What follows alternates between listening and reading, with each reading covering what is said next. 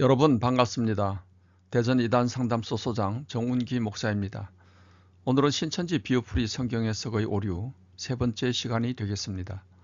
이 시간에는 예레미야 31장 27절 성경 구절을 중심으로 신천지 비유풀이 성경 해석의 오류에 대해 말씀을 드리겠습니다.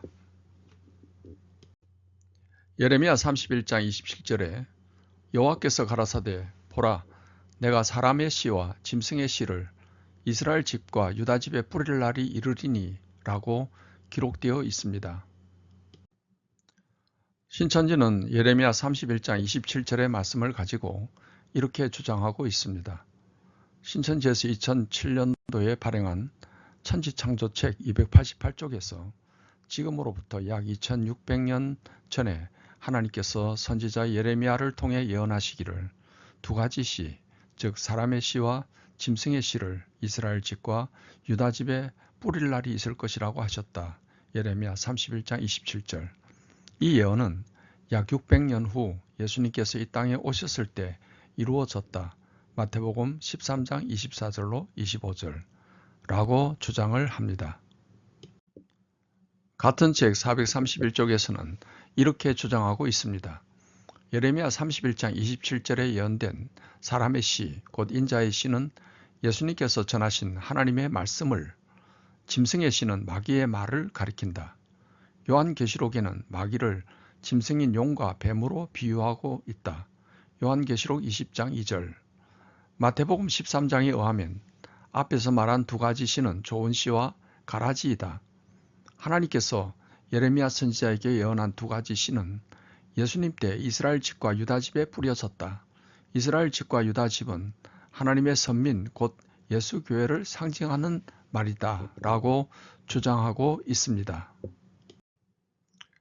신천지에서 발행한 성도와 천국책 24쪽에 보면 씨는 하나님의 말씀이요 누가복음 8장 11절 뿌려지는 장소는 우리들의 마음 심전이다 라고 기록되어 있습니다. 신천지는 누가복음 8장 11절을 근거로 씨는 하나님의 말씀으로 해석하고 있는 것입니다. 그렇기 때문에 신천지는 씨는 하나님의 말씀이라는 비유풀이 해석과 마태복음 13장의 가라지 비유와 연결하여 예레미야 31장 27절의 사람의 씨를 예수님이 전하신 하나님의 말씀으로 해석하고 짐승의 씨는 마귀의 말로 해석하고 있는 것입니다. 그렇다면 이러한 신천지 비유풀이 해석이 성경 해석에 있어 어떠한 오류를 가져오는지를 말씀드리겠습니다. 먼저 예레미야 31장 27절로 28절을 다른 번역본과 비교하여 보므로 예레미야 31장 27절에 사람의 씨와 짐승의 씨가 무엇을 의미하는지를 알아보겠습니다. 개역 한글 성경으로 읽어보겠습니다. 여호와께서 가라사대 보라 내가 사람의 씨와 짐승의 씨를 이스라엘 집과 유다 집에 뿌릴 날이 이르리니 내가 경성하여 그들을 뽑으며 회파하며 전복하며 멸하며 곤란케 하던 것 같이 경성하여 그들을 세우며 심으리라. 여호와의 말이니라. 공동 번역 성경으로 보겠습니다. 앞으로 이런 날이 오리라. 내가 분명히 말해둔다. 이스라엘 가문과 유다 가문을 사람이나 짐승 할 것 없이 씨를 뿌려 농사 짓듯이 불어나게 하리라. 이전에는 자나깨나 이 백성을 뽑고 부수고 허물고 멸하고 해치기만 하였으나 그만큼 이제는 눈을 똑바로 뜨고 세우며 심어주리라. 이는 내 말이라 어김이 없다. 현대인의 성경으로 보겠습니다. 여호와께서 말씀하신다. 보라 내가 이스라엘과 유다 땅에 사람과 짐승의 수를 헤아릴 수 없이 많게 할 날이 올 것이다. 내가 그들을 철저하게 뽑고 파괴하며 허물고 엎어버리며 멸망시키고 재앙으로 쳤던 것처럼 앞으로는 철저하게 그들을 세우고 심을 것이다. 다른 번역본과 비교해서 읽어보면 예레미야 31장 27절의 사람의 씨와 짐승의 씨는 말 그대로 사람의 자손과 짐승의 새끼를 말하는 것임을 알 수 있습니다. 하나님이 때가 되면 이스라엘과 유다 땅에 사람과 짐승을 불어나게 해주시겠다는 말씀인 것입니다. 본문의 말씀을 바르게 해석하려면 당시의 역사적인 배경에 대해 잘 알고 있어야 합니다. 예레미야는 남왕국 유다가 바벨론에 포로로 끌려가서 70년간 포로 생활을 할 것과 70년 후에는 다시 귀환하여 회복될 것을 예언한 선지자입니다. 유다 백성들은 우상 숭배한 죄로 말미암아 예레미야의 예언대로 바벨론의 침공을 받아 많은 사람들이 포로로 끌려가게 되었습니다. 그로 인하여 예루살렘과 이스라엘과 유다 땅은 황폐케 되었습니다. 하지만 70년 후 포로에서 돌아옴으로 다시금 회복되어 이스라엘과 유다 땅에는 사람과 짐승, 즉 가축이 번성하게 된 것을 알 수 있습니다. 에스라서는 바벨론 포로에서 돌아온 후의 역사를 기록하고 있습니다. 에스라 1장 1절로 6절을 보겠습니다. 바사왕 고레스 원년에 여호와께서 예레미야의 입으로 하신 말씀을 응하게 하시려고 바사왕 고레스의 마음을 감동시키심에 저가 온 나라에 공포도 하고 조소도 내려 가로되 바사왕 고레스는 말하노니 하늘의 신 여호와께서 세상 만국으로 내게 주셨고 나를 명하사 유다 예루살렘의 전을 건축하라 하셨나니 이스라엘의 하나님은 참 신이시라. 너희 중에 무릇 그 백성된 자는 다 유다 예루살렘으로 올라가서 거기 있는 여호와의 전을 건축하라. 너희의 하나님이 함께 하시기를 원하노라. 무릇 그 남아있는 백성이 어느 곳에 우거하였든지 그곳 사람들이 마땅히 은과 금과 기타 물건과 짐승으로 도와주고 그 외에도 예루살렘 하나님의 전을 위하여 예물을 즐거이 드릴지니라 하였더라. 이에 유다와 베냐민 족장들과 제사장들과 레위 사람들과 무릇 그 마음이 하나님께 감동을 받고 올라가서 예루살렘 여호와의 전을 건축하고자 하는 자가 다 일어나니 그 사면 사람들이 은그릇과 황금과 기타 물건과 짐승과 보물로 돋고 그 외에도 예물을 즐거이 드렸더라.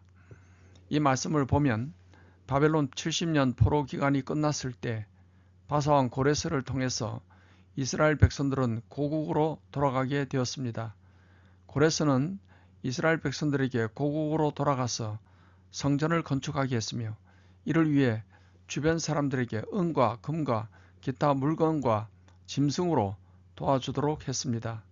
그래서 1차, 2차, 3차 귀환을 통해서 포로로 끌려갔던 사람들이 많이 돌아오게 되었으며 주변 사람들이 왕의 지시대로 이스라엘 백성들에게 은그릇과 황금과 기타 물건과 짐승과 보물로 도와줌으로 인해서 예레미야 31장 27절의 말씀대로 예루살렘과 이스라엘 땅에는 사람이나 짐승이 번성하게 되었던 것입니다. 신천지가 시를 하나님의 말씀으로 해석하는 것은 누가복음 8장 11절에서 시는 하나님의 말씀이요 라고 했기 때문입니다. 누가복음 8장의 씨 뿌리는 비유에서는 시를 하나님의 말씀으로 해석을 하는 것이 올바른 해석입니다.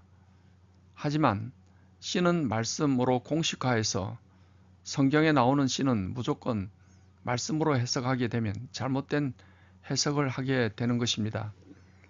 신천지는 씨는 말씀, 밭은 마음, 나무는 사람, 새는 영, 이런 식으로 수십 개의 단어를 비유로 해석하여 마치 구구단을 외우듯이 비유풀이 단어 공부를 시키는 것입니다. 센터 6개월 정도의 교육기간 중 거의 2개월 이상을 비유풀이 단어 공부를 시키는 것으로 알려지고 있습니다.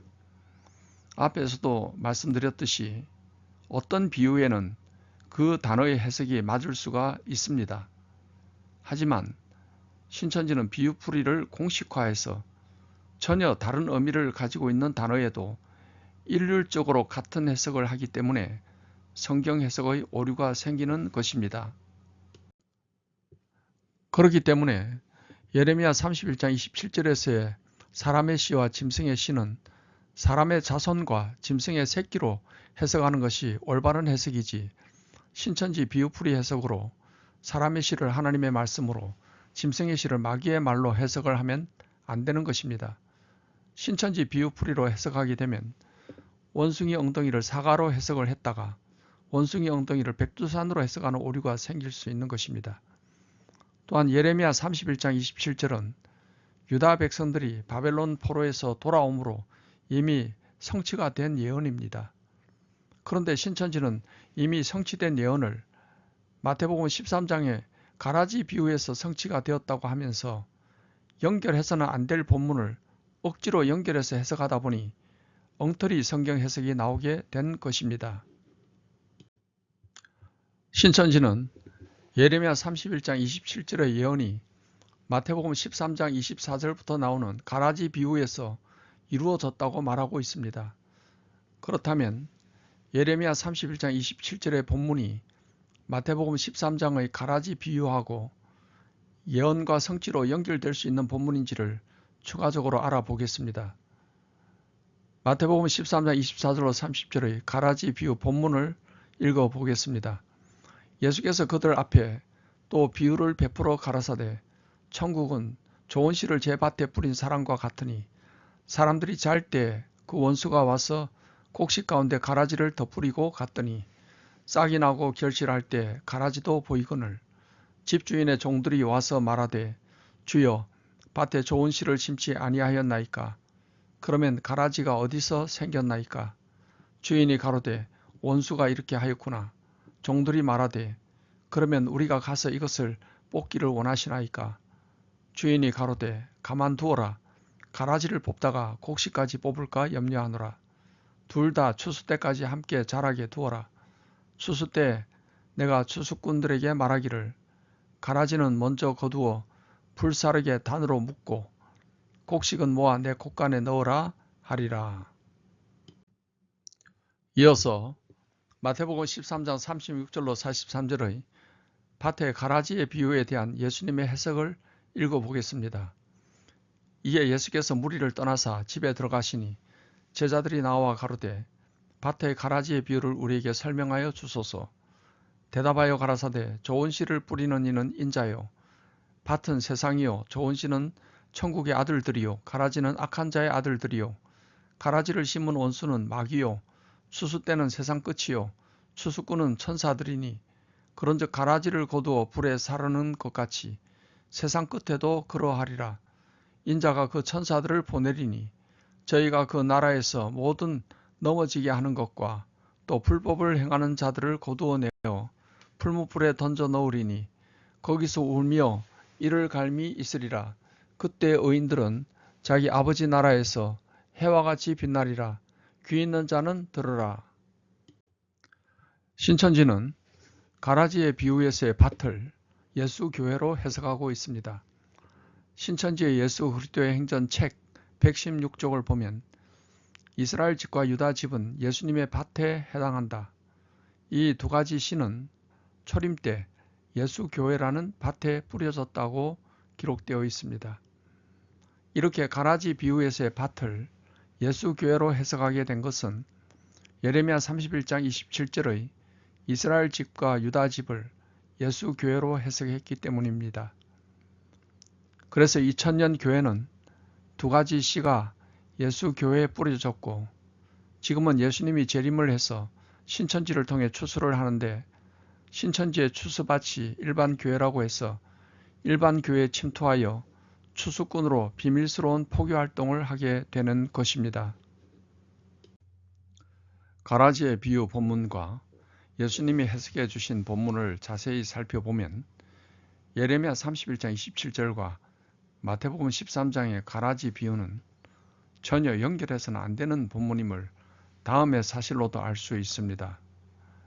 예언이 설계도라면 성취는 설계도대로 지어지는 건물입니다. 그렇다면 건물은 설계도대로 지어져야 합니다. 예레미야 31장 27절에서는 두 가지 씨를 여호와가 뿌리는 것으로 예언되었다면 가라지 비유에는 좋은 씨는 인자이신 예수님이 뿌리는 것으로 되어 있고 가라지는 마귀가 심는 것으로 되어 있습니다. 뿌리는 주체가 예언대로 되지 않았으니 가라지의 비유가 예레미야 31장 27절의 성취라고 볼 수 없는 것입니다. 예수님은 제자들에게 가라지의 비유를 해석해 주시면서 밭은 세상이요 라고 해석을 하셨습니다. 그런데 신천지는 예수님의 해석을 마음대로 재해석해서 밭은 예수 교회라고 해석을 한 것입니다. 예수님의 가라지 비유의 내용은 이러합니다. 예수님은 제자들을 통해 좋은 씨, 즉 복음을 세상에 뿌리셨으며 복음을 받아들인 사람들은 구원을 받아 천국의 아들들이 되는 것이고 마귀는 자기의 종들을 통해 세상에 가라지를 심음으로 가라지를 받아들인 사람은 악한 자의 아들, 즉 마귀의 아들들이 되는 것입니다. 오늘날도 신천지와 같은 이단들을 통해서 마귀는 이 세상에 계속해서 가라지를 심고 있는 것입니다. 그리고 추수 때는 세상 끝, 즉 예수님의 재림 때를 말하는 것이며 예수님은 재림을 해서 천사들을 통해 모든 구원받은 자를 천국으로 모으시고 가라지에 해당되는 사람들은 지옥 불에 던져지게 될 것을 말씀하신 것입니다. 예수님이 밭을 세상이라고 해석을 했으면 예수님의 해석을 재해석하거나 다르게 해석하면 안 되는 것입니다. 이렇게 예레미야 31장 27절을 가라지의 비유에 억지로 연결하고 가라지 비유에서의 밭을 예수 교회로 해석한 엉터리 성경 해석으로 만들어진 교리가 두 가지 시와 추수라는 교리이며 이 교리로 인해 한국 교회와 성도들은 신천지의 추수꾼 활동으로 많은 혼란과 피해를 입게 되었던 것입니다. 성경 베드로후서 3장 16절에 보면 또 그 모든 편지에도 이런 일에 관하여 말하였으되 그 중에 알기 어려운 것이 들어있으니 무식한 자들과 구세지 못한 자들이 다른 성경과 같이 그것도 억지로 풀다가 스스로 멸망에 이르느니라는 말씀이 있습니다. 여기에 보면 성경을 억지로 푸는 자들이 있다고 하는데 바로 신천지를 두고 하는 말입니다. 신천지 비유풀이 성경 해석은 성경을 억지로 푸는 것입니다. 신천지의 실상 교리는 성경을 억지로 풀어서 만들어낸 거짓 교리입니다. 이러한 잘못된 성경 해석으로 만들어진 거짓 교리를 믿고 따라가면 결국은 멸망을 당하게 되는 것입니다. 신천지의 거짓 교리 체계를 살펴보면 이러합니다. 신천지의 성경 공부는 요한계시록을 해석하여 신천지에서 만들어낸 실상이라는 교리를 믿게 하여 신천지인이 되게 하는 것입니다. 그래서 신천지 센터 초등 단계에서 요한계시록이 새 언약이며 신천지에서 전해지는 요한계시록 실상의 말씀을 믿고 지켜야 죄사함 받고 영생을 얻는다고 가르치는 것입니다. 우리가 영어 원문을 해석할 때 영어 단어를 알고 문법을 알면 원문을 해석할 수 있듯이 요한계시록 해석을 위해 단어 공부를 시키는 것이 신천지 비유풀이 성경 해석이며 문법 공부를 시키는 것이 배도 멸망 구원이라는 교리입니다. 그래서 6개월 정도의 성경 공부를 통해 신천지의 실상이라는 교리가 믿어진 사람만이 신천지 교회로 입교를 하는 것이며 입교한 후에도 계속 반복 교육을 받음으로 신천지 교리에 세뇌되게 되는 것입니다. 컴퓨터에 잘못된 정보를 입력하면 잘못된 답이 나오듯이 성경 해석을 엉터리로 하면 엉터리 교리가 나오게 되는 것입니다. 신천지 비유풀이 성경 해석은 배울 때는 재미가 있을지 모르나 엉터리 성경 해석임을 알아야 합니다. 신천지인으로 신앙생활 하시는 여러분, 신천지 실상 교리는 잘못된 성경 해석으로 만들어진 거짓 교리임을 알아 멸망길에서 신속히 나와서 참된 복음의 진리로 구원을 받으시길 바랍니다. 신천지 피해자나 피해자 가족 중에 이탈 상담이나 회복 상담을 받기 원하시는 분은 메일이나 전화로 상담 문의를 해 주시기 바랍니다. 전화 연결이 어려울 수 있으니 메일이나 문자로 휴대전화 번호 연락처와 함께 상담 요청 내용을 간단히 남겨주시면 시간이 날 때 연락을 드리겠습니다. 이 영상을 시청하시는 모든 분들께 주님이 주시는 자유함과 평안이 넘치시길 축복합니다. 안녕히 계시기 바랍니다.